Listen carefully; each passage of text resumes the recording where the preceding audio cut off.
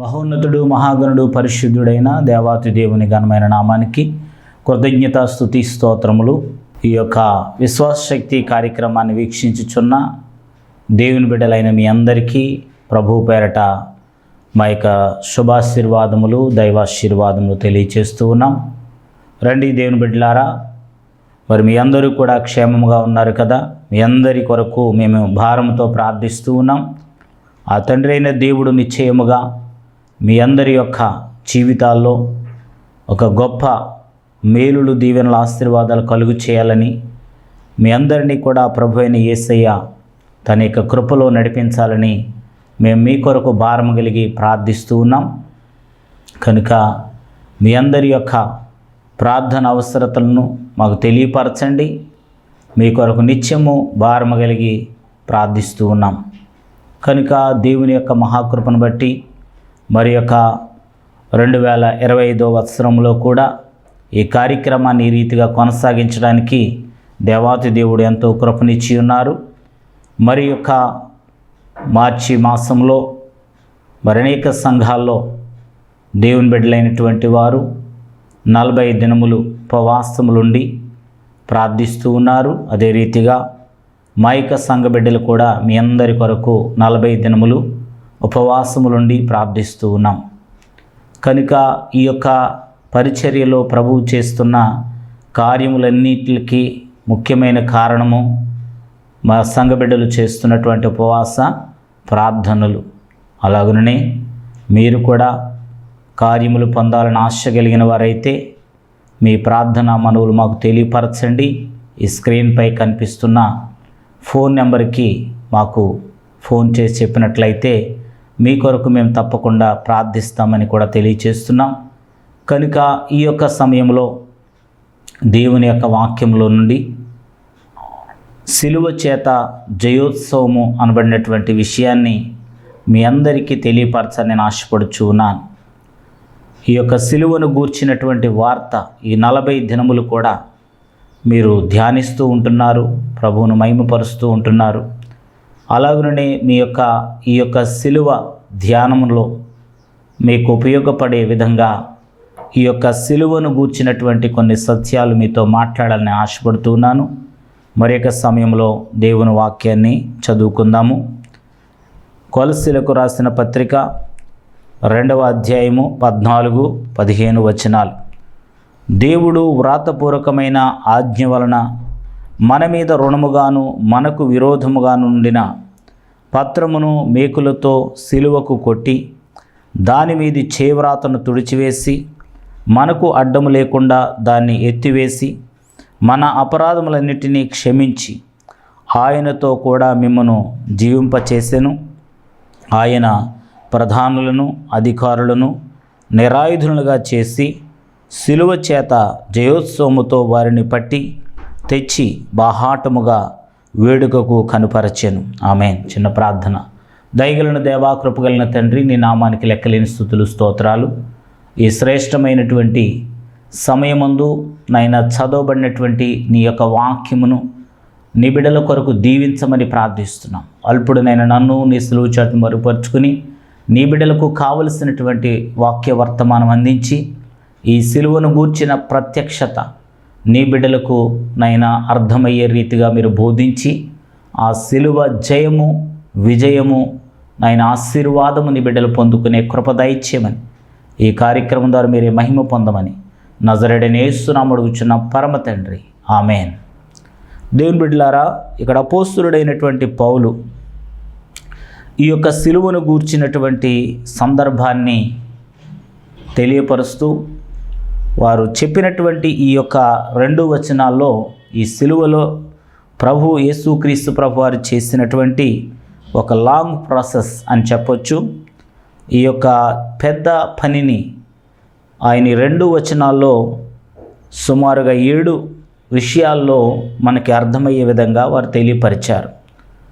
ఈ యొక్క 7 విషయాలు ఏమిటనంటే, ఒకటి రుణపత్రమును సిలువకు కొట్టడము, రెండవదిగా చేవ్రాతను తుడిచివేయడము, మూడవది అడ్డము ఎత్తివేసి అపరాధులను క్షమించడము, నాలుగవది జీవింపచేయటము, ఐదవది నిరాయుధులుగా చేయటము, ఆరవది జయోత్సవం ఇచ్చటము, ఏడవది బాహాటముగా వేడుకకు కనుపరచటం. ఈ విధంగా 7 విషయాలు మనకు ఇక్కడ కనబడుతూ ఉన్నాయి. కనుక సిలువను ధ్యానిస్తున్నటువంటి మనము సిలువను గూర్చిన పాటలు పాడుకుంటూ సిలువ గొప్పదని ధ్యానించడం, అంతేకాకుండా ఆ యేసు క్రీస్తు ప్రభుల వారు ఆ సిలువపైకి వెళ్ళుట ద్వారాగా మన జీవితాలకు ఎలాంటి కార్యం జరిగింది, ఏవి రీతిగా యేసు క్రీస్తు ప్రభువారు ఆ సిలువపైకి వెళ్ళి మనకు గొప్ప విమోచన, ఆశీర్వాదము, దీవెన తెచ్చి ఇచ్చారు అనేటువంటి ఈ యొక్క సత్యాల్ని మనము తెలుసుకోవాలని అపోస్తులుడైన పౌలు కొలస్సీలకు రాస్తూ ఈ విషయాలన్నీ కూడా చాలా వివరముగా తెలియపరిచారు. ఇవి అర్థం చేసుకోవడం కొంచెం కష్టంగా అనిపిస్తాయి, కానీ మన వాక్యపు లోతులోనికి వెళితే దాన్ని మరి చక్కగా మనం అర్థం చేసుకోవచ్చు, దాన్ని మనము గ్రహించవచ్చు. కనుక ఈ రోజున సిలువను గూర్చి హేళనగా మాట్లాడే వాళ్ళు కొంతమంది అయితే ఆయన సిలువపైకి వెళ్ళారు, లేకపోతే ఇంత హీనముగా చనిపోయారు, లేకపోతే ఆయనే రక్షించుకోలేకపోయారు అనేటువంటి వాదనలు మనం వింటూ ఉన్నాం. కానీ ఆ సిలువ ప్రజలకు ఎంత విలువ తీసుకొచ్చిందో, ఎంత ఆశీర్వాదం తీసుకొచ్చిందో, ఎంత దీవెన తీసుకొచ్చిందో లోక సంబంధమైన ప్రజలకి గ్రహింపు కావట్లేదు. అయితే మొదటిగా మనం తెలుసుకొని తరువాత వాళ్ళకి మనం బోధించాల్సిన వారమైనాం. కనుక ఒకదాని వెంబడి ఒకటి 7 అంశాలని మనము ఈ యొక్క కార్యక్రమంలో మనం ధ్యానం చేద్దాం. మొదటిగా చూసినట్లయితే ఆయన మన రుణపత్రమును సిలువకు కొట్టివేసి ఉన్నారు అనేటువంటి సత్యాన్ని బట్టి మనం ధ్యానం చేసినట్లయితే ఆ రుణపత్రం ఏమిటి, ఆయన సిలువకు ఏ విధంగా కొట్టారు అనే విషయాన్ని మనం ధ్యానం చేసినట్లయితే హెబ్రీయులకు రాసిన పత్రిక 9వ అధ్యాయము 16 నుంచి 18 వచనాలు చదివినట్లయితే మరణ శాసనము ఎక్కడ ఉండునో అక్కడ మరణ శాసనము వ్రాసిన వాని మరణము అవశ్యము, ఆ శాసనము వ్రాసినవాడు మరణము పొందితేనే అది చెల్లును, అది వ్రాసినవాడు జీవించుచుండగా అది ఎప్పుడైనను చెల్లునా? ఇందుచేత మొదటి నిబంధన కూడా రక్తము లేకుండా ప్రతిష్ఠింపబడలేదు. ఆమేన్. దేవుని బిడ్డలారా, మరి సమయంలో మొదటి అంశము ఏమిటంటే మన రుణపత్రము అనగా మరణ శాసనము అనగా ధర్మశాస్త్రము అని చెప్పొచ్చు. ఈ మొదటి నిబంధన కూడా రక్త సంబంధమైనటువంటిది, రక్తము చేత ప్రోక్షించబడినది. కానిది ఏ రక్తం అంటే పశువుల రక్తము, గొర్రెల, మేకల యొక్క, కోడెల యొక్క రక్తము అక్కడ చిందించబడింది. దాని ద్వారాగా అక్కడ మనకు విమోచన కలుగుతుందని దేవుడు అక్కడ మనకి మార్గాన్ని చూపించారు. అయితే అది ఒక మరణ శాసనముగా అది వ్రాయబడింది, అనగా దానిలో మరణ శిక్షలు ఎక్కువ ఉంటాయి. అలాగే ఎక్కువగా మరి కంటికి కన్ను, పంటికి పన్ను అనేటువంటి శిక్షలు ఎక్కువ ఉంటాయి. ఇవన్నింటినీ కూడా క్రోడీకరిస్తే అది ఒక మరణ శాసనం వంటిది, మనుషులకు మరణాన్ని తీసుకొచ్చేదిగా కనిపిస్తూ ఉంది. అయితే మరణ శాసనము అంటే దాని అర్థం ఏమిటంటే, ధర్మశాస్త్రాన్ని ఎందుకని పిలిచారంటే ఆ మరణ శాసనం అనగా నేను ఒక మరణ శాసనాన్ని రాశాను అనుకోండి, అంటే నేను మరణ వాంగ్మూలం రాశాను. అయితే ఇది మరణ వాంగ్మూలం రాసినప్పుడు నేను మరణిస్తేనే అది చెల్లుబాటు అవుతుంది. అంటే ఒకవేళ ఫర్ ఎగ్జాంపుల్ చెప్పాలంటే నా ఆస్తి నా బిడ్డలకు నా మరణానంతరం చెల్లుతుంది అని రాసినప్పుడు నేను చనిపోయిన తర్వాతే వాళ్ళకి చెందుతుంది. అలాగే తండ్రి అయిన దేవుడు కూడా ఇక్కడ మరణ శాసనం చేసినప్పుడు అక్కడ దాని అర్థం ఏంటంటే నేనే మరలా మీ కొరకు మరణించినప్పుడు ఇది సంపూర్ణమవుతుంది, ఇది తొలగించబడుతుంది అనే విషయం గురించి ఆ యేసుక్రీస్తు ప్రభువారు ఏం చేశారంటే ఆ రుణపత్రాన్ని తీసుకొచ్చి ఆయన శరీరం రూపంలో అక్కడ పెట్టి దాన్ని మేకులతో కొట్టివేశారు, అనగా దాన్ని మరి తొలగించి వేశారు అనే సత్యాన్ని మనం గమనించాలని ప్రభువు పేరట తెలియచేస్తున్నాం. చాలామంది కూడా ఈ యొక్క సమయంలో ఎంతో మరి విశ్వాసముతో మనము ప్రభు వైపు చూస్తూ ఉన్నాం. కానీ లోక సంబంధమైన వ్యక్తులైతే కనుక ఆయన 3 మేకులను పీక్కోలేకపోయాడా అనేటువంటి రకరకాల విమర్శలు చేస్తూ ఉన్నారు. కానీ అసలు సత్యం మనం గమనిస్తే అక్కడ ఆ సైనికుడికి 4 మేకులు ఇచ్చారటండి.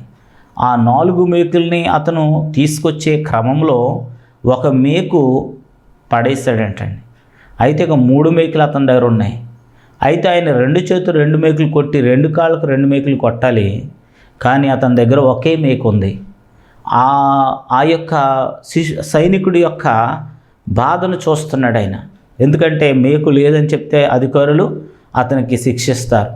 కాబట్టి యేసుక్రీస్తు ప్రభు అర్థం చేసుకుని ఏం చేస్తారంటే 2 కాళ్ళు ఇలా పెట్టాల్సింది ఒక కాలు మీద ఒక కాలు ఆయనే పెట్టి ఈ 2 కాళ్ళకి ఒకే మేకు కొట్టమని చెప్పారండి.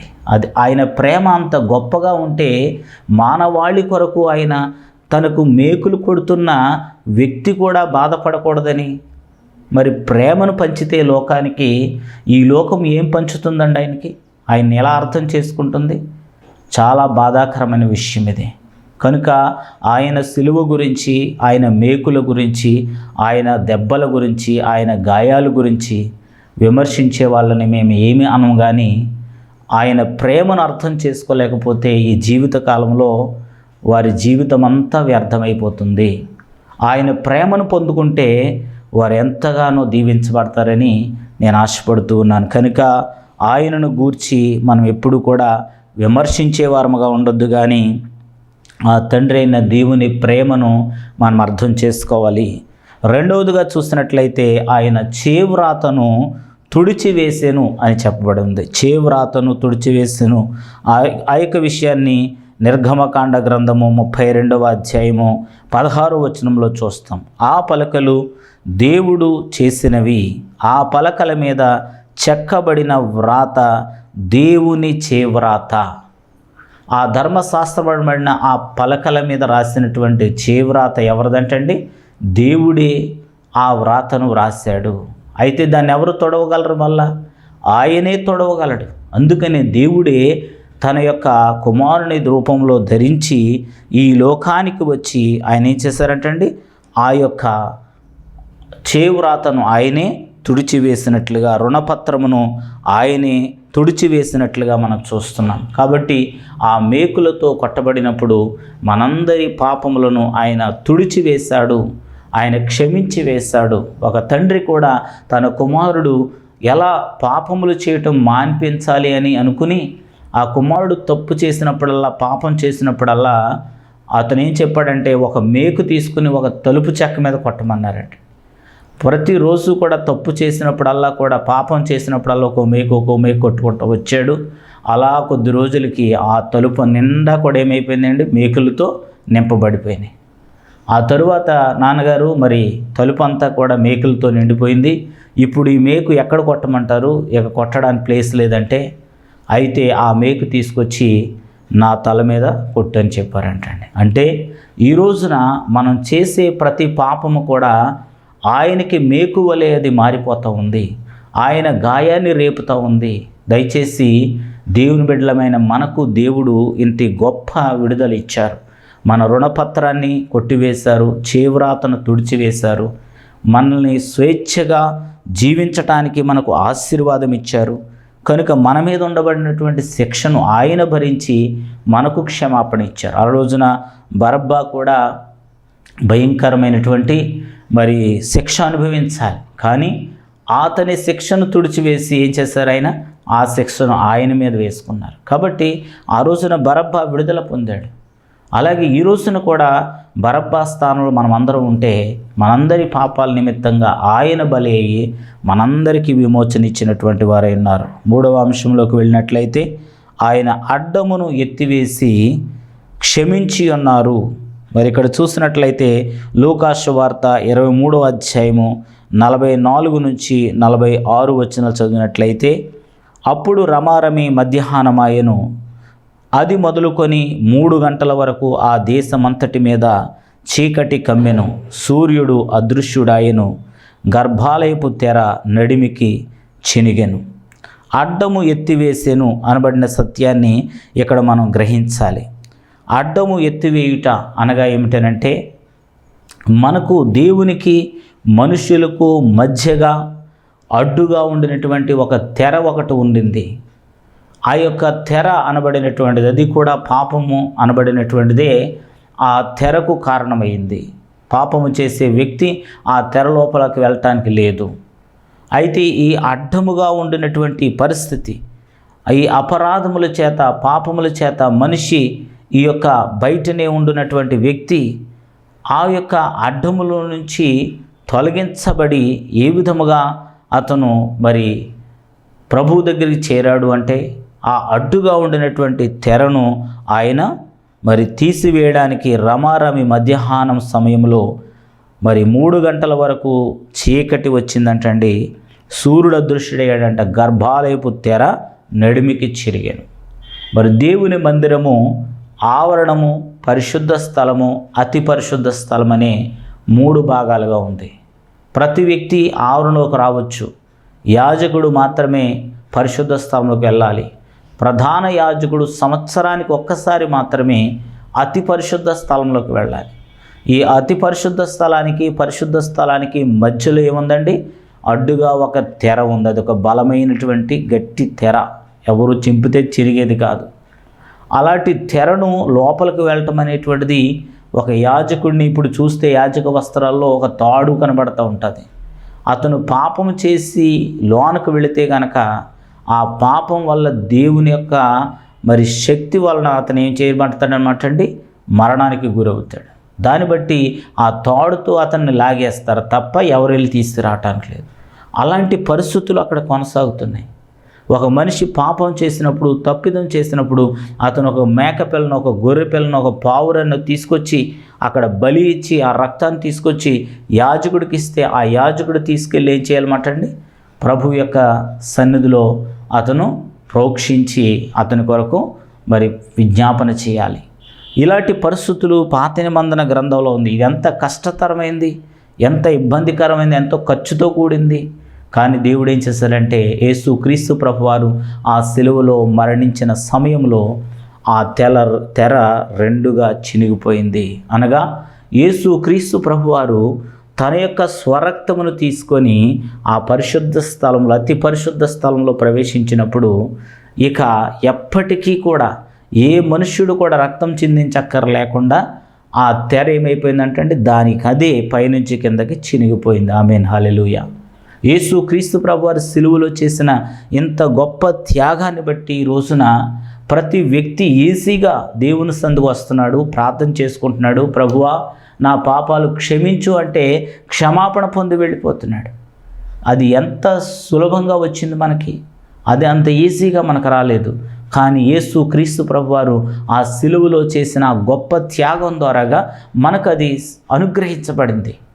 ఫర్ ఎగ్జాంపుల్ చెప్పాలంటే మన పూర్వీకులందరూ కూడా మరి రోళ్ళు, రోకళ్ళు, తిరగళ్ళు, అలాగే సందికాయలు, అలాగే సాకిరి బల్లలతో వాళ్ళు కష్టపడి పనిచేసేవారు. వాళ్ళ వస్తువుల్ని లేకపోతే వారి వంటలు చేసుకోవడానికి, ఆ పదార్థాలు సిద్ధం చేసుకోవడానికి వాటితోటి మరి కష్టపడి దాన్ని తయారు చేసుకునేవారు. వారి శరీరాలు ఇప్పటికీ కూడా చాలా బలంగా ఉంటాయి, దృఢంగా ఉంటాయి. ఎందుకంటే వాళ్ళు కేజీ మరి ఎండు మిరగలు తెస్తే అది రోట్లో వేసుకుని దంచేసేవారు. మా చిన్నప్పుడు అంత కష్టపడి వాళ్ళు చేసేవారు. కానీ ఇప్పుడు టెక్నాలజీ వచ్చేసి ఏమైపోయింది, ఆ రోళ్ళు, రోకళ్ళు, తిరగళ్ళు, సందికాయలన్నీ పక్కన పడేసి, సాకురూపాలు పక్కన ఆడేసి, మిక్సీలు, గ్రైండర్లు, అలాగే ఏమొచ్చేసినాయండి ఇప్పుడు వాషింగ్ మెషిన్లు. ఒక స్విచ్ నొక్కితే చాలు అంతా కూడా రెడీ అయిపోతూ ఉంది. అంటే సులభతరమైనటువంటి మార్గం కనిపెట్టబడింది కాబట్టి ఇటు కష్టతరమైనటువంటి మార్గము తీసివేయబడింది. వాటిని ఇప్పుడు ఎవరు ఉపయోగించట్లేదు. కారణం ఏంటంటే అది కష్టంతో కూడినటువంటిది. అలాగే యేసు క్రీస్తు ప్రభువారు కూడా ఆనాడు ఉన్నటువంటి ధర్మశాస్త్రం ఇచ్చిన ఆ యొక్క బలి అర్పణ అనబడిన విషయాలు ఇవన్నింటినీ కూడా రద్దు చేస్తూ మనకు ఒక సులభతరమైన ఆరాధన, సులభతరమైన క్షమాపణ, ప్రభువు సన్నిధిలో మనము ప్రార్థించుట ద్వారాగా విడుదల, విమోచన పొందుకునే విధంగా ఒక ఈజీ మెథడ్ని మనకు తీసుకొచ్చారు. చాలా సులువైన రీతిగా ప్రభువు నువ్వు ఆరాధించవచ్చు. నువ్వెన్ని పాపములతో జీవిస్తున్నప్పటికీ ఆ పాపములతోనే దేవుని మందిరకు వచ్చి ప్రభువా నన్ను క్షమించు అంటే ఆయన నీకు క్షమాపణ ఇస్తున్నాడు. కాబట్టి ఇవన్నీ ఎట్లా మన జీవితాల్లో జరిగినాయి అంటే అది దేవుని యొక్క మహాకృపను బట్టి దేవాతి దేవుడు మనకిచ్చినటువంటి ఈ గొప్ప అనుభవం. ఈ అనుభవాలన్నీ కూడా ఈ యొక్క మరి 3 అనుభవాల్ని మనం ఎపిసోడ్లో విన్నాం. మరి ఆయన మరి మన రుణపత్రమును మరి సిలువకు కొట్టివేశారు, దాని మీద చేవ్రాతను తుడిచివేశారు, మనకు అడ్డము లేకుండా ఎత్తివేసి మనలను క్షమించారు, అపరాధముల నుండి క్షమించారు. కాబట్టి ఇట్టి రీతిగా ఆ సిలువలో ఇంత గొప్ప త్యాగం జరిగింది. కాబట్టి అట్టి త్యాగమును బట్టి మనం ఏం చేయాలంటే ఆ ప్రభు అయిన యేసయ్యను స్తుతిస్తూ ఆరాధిస్తూ మహిమపరుస్తూ ఆ తండ్రి అయిన దేవుణ్ణి కొనియాడాల్సిన వారమైనాం. ఆ సిలువను ధ్యానిస్తూ ఉండగా ఈ 40 దినాల్లో నీవు ఆచారబద్ధంగా దేవుని మందిరానికి వెళ్ళి ఆచారబద్ధంగా మరి ఏదో మరి స్కూల్ టైంకి ఒక బెల్లకి స్టూడెంట్ వెళ్ళి బెల్లకు వచ్చేసినట్టుగా నువ్వు చేస్తే ఏ ప్రయోజనం లేదు. కానీ ఒక గొంగలి పురుగు మాదిరిగా నువ్వేం చేయాలంటండి, రూపాంతరం చెందాలి.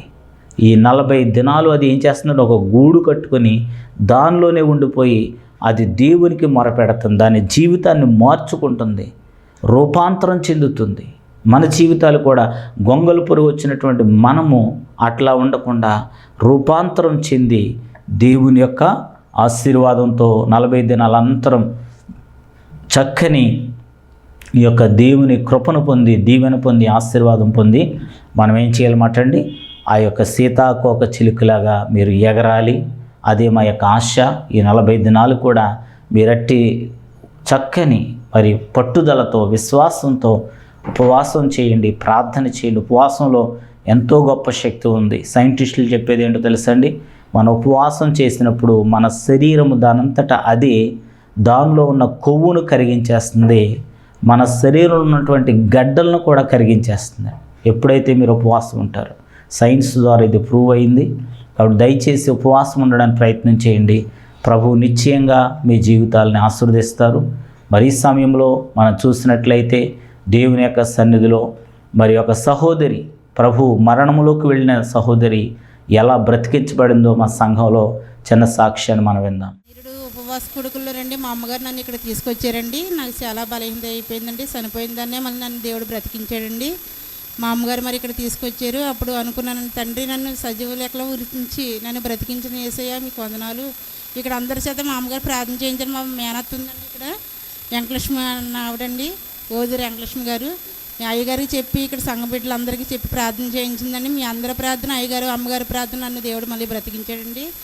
అలాగే నేను మళ్ళీ రండి 25 సంవత్సరాల నుంచి అద్దెంట్లోనే ఉన్నానండి. 25 సంవత్సరాలకి 12 ఇల్లు మారానండి నేను. ఇక్కడ తండ్రి నన్ను స్వస్థపరిచావు, మళ్ళీ ఉపవాసకుడికి నాకు గృహం ఇస్తే నేను మళ్ళీ వచ్చి సాక్ష్యం చెప్పుకుంటాను అనుకున్నానండి. దేవుని కృపను బట్టి మాకు మళ్ళీ గృహం ఇచ్చాడండి. మరి అందరూ కూడా ప్రార్థన చేశారు. అయ్యగారికి చెప్పానండి. అయ్యగారు, అమ్మ కంగారు పడకు, నువ్వు గృహం కట్టుకుంటావమ్మా అన్నారండి. ఆయన మాట వల్ల దేవుడు మరి నెరవేర్చాడండి. అలాగే మరి నాకు గృహం ఇచ్చాడండి, సొంత గృహం. నాకు ఆరోగ్యం కూడా దేవుడు ఇచ్చాడండి. అలాగే మరి మా ఆయన గారికి పని ఉండలేదండి, డైలీ పని ఉండాలని ప్రతిరోజు మళ్ళీ ఈ రోజులు నాకు మళ్ళీ వచ్చి సాక్ష్యం చెప్పుకోవాలి. దేవుడు ఏది అడుగుతుంటే అదండి సార్లు మరి ఈ మందిరంలో ఇస్తున్నాడండి. అలాగే నా పట్ల మరి దేవుడు ఎంతగానో నన్ను కాపాడిన దేవుడికి ఎన్నో వందనాలండి.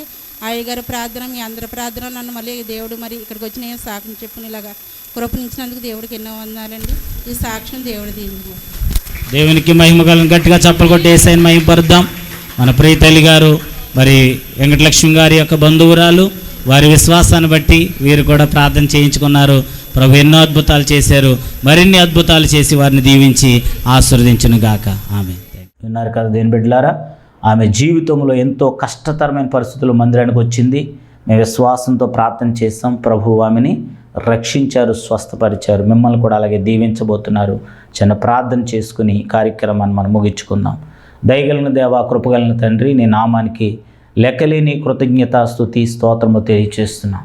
నీ మహామహిమ కలిగిన కార్యము, సిలువ చేత జయోత్సవము ఎలా మేము పొందుకుంటున్నాము అనేది సత్యాలు మాకు బోధించారు ప్రభా. ఇదిగో సిలువకు నాయనా తండ్రి మా యొక్క రుణపత్రాన్ని కొట్టివేశావు, ఆ చేవ్రాతను తుడిచివేశావు ప్రభా. అదే రీతిగా నా ప్రభా, నీ బిడ్డలైనటువంటి వారికి విమోచన ఇచ్చావు, క్షమించావు ప్రభా. ఇట్టి రీతిగా నాయన అడ్డము ఎత్తివేసిన దేవుడు కనుక నీ బిడ్డలట్టి జ్ఞానము కలిగి విశ్వాసం కలిగి నా యేసు క్రీస్తు ప్రభుల వారు మా కొరకు చేసిన ఈ గొప్ప యాగాన్ని బట్టి త్యాగాన్ని బట్టి మరి నిన్ను మహిమపరుస్తూనైనా ఈ 40 దినాల యాత్రలో గొప్ప విజయాన్ని పొందే భాగ్యం దయచేయండి. గొప్ప ఆశీర్వాదం, స్వస్థత, విడుదల నీ బిడ్డలకు దయచేయండి. ఈ కార్యక్రమం నాయన వీక్షించిన నీ బిడ్డలందరినీ ప్రత్యేకంగా దీవించమని వారిని కోరిన వెళ్ళ వారికి అనుగ్రహించి వారిని యొక్క నిత్య రాజ్య వారసులుగా సిద్ధపరిచి ఈ రక్తంతో కడిగి ప్రోక్షించి మహిమ పొందమని జయోత్సవం దయచేయమని నజరేయుడైన యేసు నామమున అడుగుచున్నాం పరమ తండ్రి. Amen, amen, amen. God bless you all. దేవుడు బాగా దీవించును గాక. ఆమెన్.